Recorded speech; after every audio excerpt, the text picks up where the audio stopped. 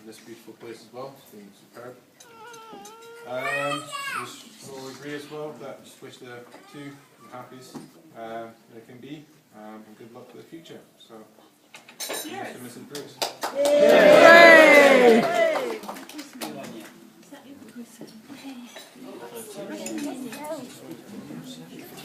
Ladies and gentlemen, next up is the gentleman of the hour. It's the groom.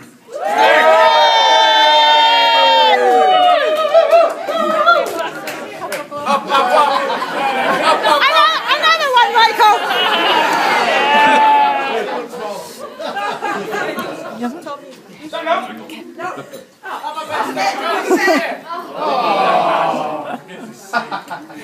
Good evening!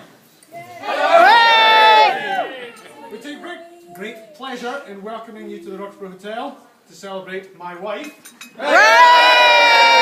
Today's wonderful wedding. Yay! Now, a groom's speech is all about thanking people, so this will be very short because I've done everything.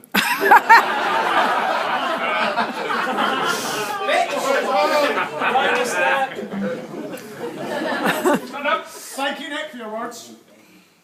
For being the best brother Ellie could ask for. You mean so much to her and myself, and I hope you know how fondly we think of you, Beth and Darwin. An enormous thanks must go to Ellie's parents, Hans and Deborah. Without them, we would not be here today. They have given the world and me the gift of their daughter. Unfortunately, Hans was unable to make it, but we are all very grateful for his generous contribution for today. We'd also like to show our appreciation for Ellie's granddad and Val and Granny Jan, who have travelled a long way to be with us today. We would also like to show our appreciation. Oh no, been there, sorry.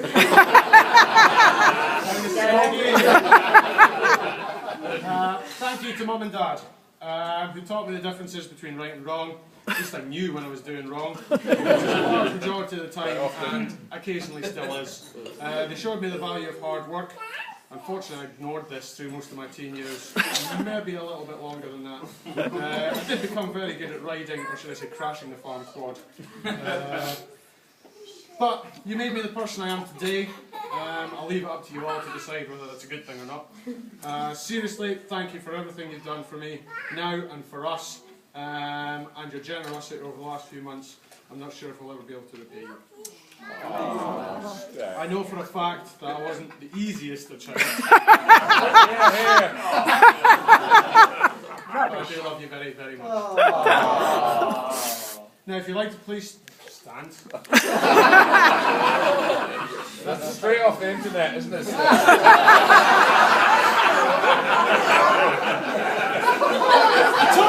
toast to family and friends.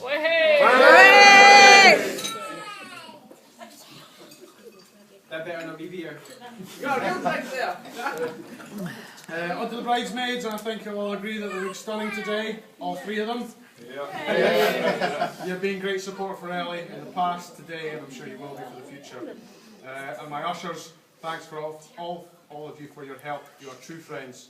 I have some gifts that should be coming in for both ushers and the best man. They're really growing up in adults.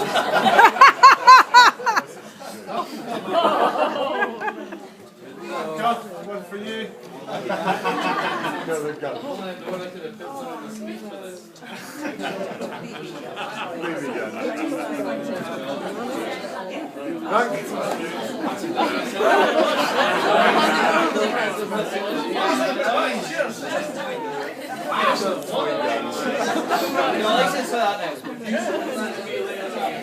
How old are you, Stick?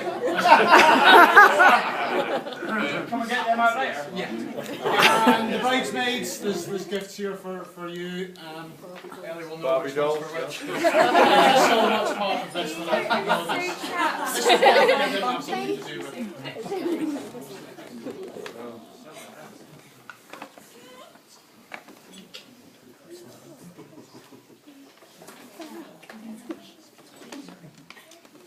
Now, if you'd all like to stand.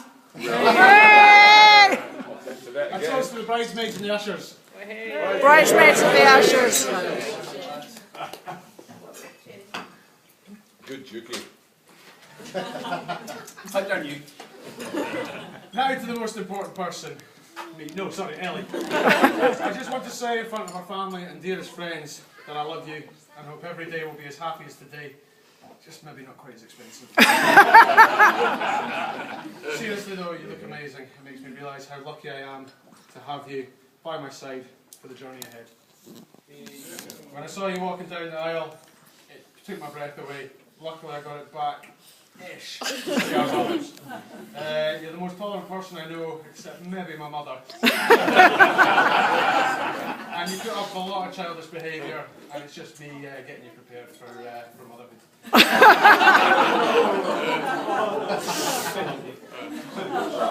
Now, if you'd like, please stand.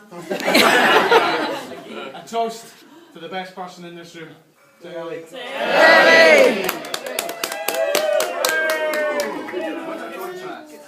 And all there's left to say is to hand you over to my best man Callum, and before I do I'd like to remind some of you and inform the rest of you that one of Callum's favourite sayings is don't let the truth get in the way of a good story. Speech gone.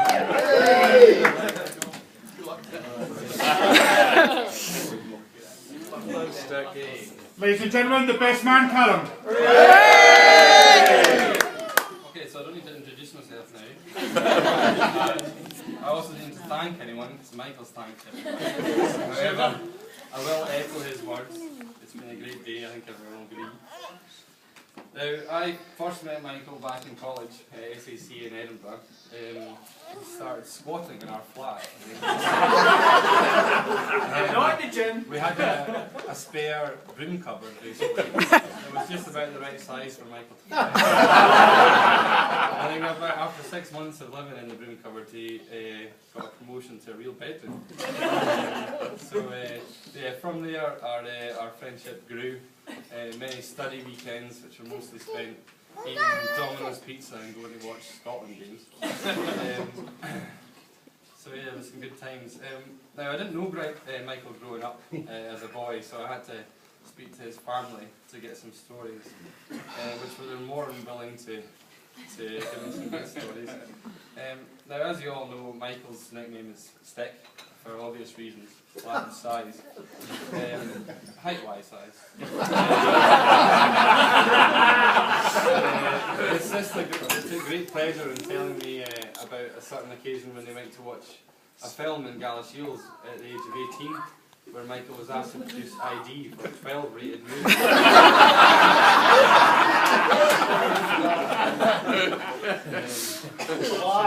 Lies! Now, after speaking to his father, it seemed that one of his favourite pastimes growing up, and as he mentioned in his speech, is crashing things. Now, one particular event he remembered was after running his friends Charles and Pete home to Sprouston. He wrapped his dad's new Jeep Cherokee around a tree, and when asked why he'd taken the Jeep Cherokee and not his own car, he just said it was easier. I think he proved that it definitely wasn't easy. Another occasion Ewan remembered quite distinctly was a phone call at 3 o'clock in the morning to say, "Dad, I've crashed my car again." Now his dad's first words was, "Well, get the car off the road, you know, make yourself sure yourself safe, and this is I can't, I've only got one wheel left." So Ewan says, "Have you been drinking?" To which Michael replied, "No, not at all, Dad, not at all." "Well, phone the police." I hung up the phone. Now his crashing career carried on into his quad racing career. And we were all very shocked to hear about his accident at his first race meeting, where he was airlifted to Newcastle Hospital. But we were all quite disappointed to hear that breaking his jaw had not made him talk anymore. Now, another thing his family asked me to do was to produce these.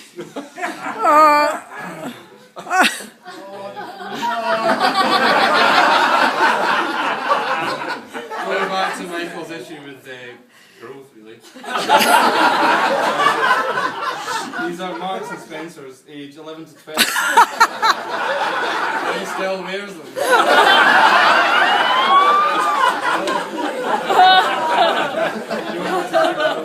Why is it you can't see they've got Bart Simpson on them?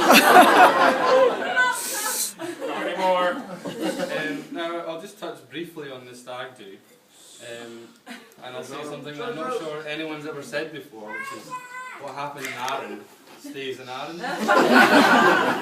Although the only thing I will say is that we learned a valuable piece of golfing advice from our good friend Chris, who you all know is a good golfer, was always use the driver. It's the biggest club, so you have the most chance of hitting the ball.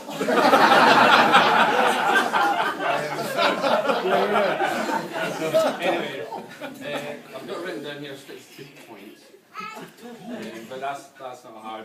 Stick is without a shadow of a doubt the most generous person I've ever met in my life. He's made me realise many of my dreams and ambitions.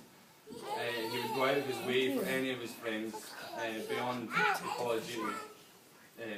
And we all can't thank you enough for that. It's a quality that not many people have, but you definitely do. And I'm sure that's why you and Ellie will live a long and happy life together. So if you'd all like to raise a glass.